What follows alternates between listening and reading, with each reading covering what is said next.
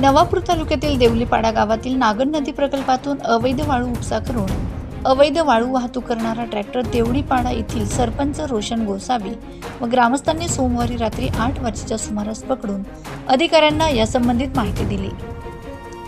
तसेच नवापूर तहसीलदार यांना याची माहिती फोनवरून देण्यात आली व महसूल विभाग पथकाला सदर ट्रॅक्टर ताब्यात देण्यात आले। या दरम्यान देवलीपाडा सरपंच रोशन वसावे व ग्रामस्थांनी मोठा आक्रोश करत घटनास्थळी पंचनामा करण्याची मागणी केली। तसेच अधिकाऱ्यांनी घटनास्थळी पंचनामा केला असून अवैधरित्या वाळू वाहतूक करणारा ट्रॅक्टर ताब्यात घेतला आहे।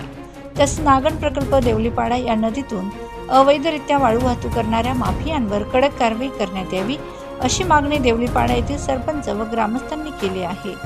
तसेच अनेक वर्षापासून देवलीपाडा नागल प्रकल्प नदीतून वाळू वाहतूक उपसा सुरू आहे, तरी देखील अधिकारी लक्ष घालायला तयार नाहीत। अखेर आम्हाला स्वतः वाळू वाहतूक करणारा ट्रॅक्टर पकडून द्यावा लागला। प्रशासनाचे काही अधिकाऱ्यांची मिलीभगत असल्याने अवैधरित्या वाळू वाहतूक होत असल्याचं बोललं जात असून वरिष्ठ अधिकाऱ्यांनी याकडे लक्ष घालावं अशी मागणी केली जात आहे। नमस्कार, मी सरपंच देवलीपाडा रोशन जितेंद्र वसावे। आमच्या इथं नागन नदी प्रकल्पातून अनेक वर्षांपासून वाळूची तस्करी ही केली जात होती आणि वाळू म्हणजे काढून विकणारे हे प्रशासनातले जे होते, तलाठी म्हणून कार्यरत आहे खांडबारा या गावाला, ते इथं स्वतःला तहसीलदार समजून इथं गावातून वाळू काढून त्यांच्या भावांना यांना त्यांना धंदा करायला लावायचे किंवा अवैध प्रकारे इकडं तिकडं विकायचे।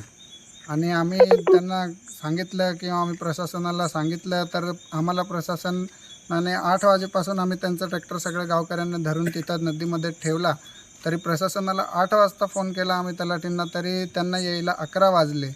तर मग याच्यात आम्ही काय समजावं किंवा काय करावं ते आम्हाला कळत नव्हतं। आम्ही 3 तास तिथं बसून राहिलो आणि शेवटी 11 वाजता ते आले। आणि म्हणजे यांच्यावरती आमचं म्हणणं एवढंच आहे की यांच्यावरती कठोर ते कठोर कारवाई केली गेली पाहिजे किंवा जर प्रशासनामधलेच व्यक्ती जर असे करत असतील तर मग सामान्य माणूस काय करेल।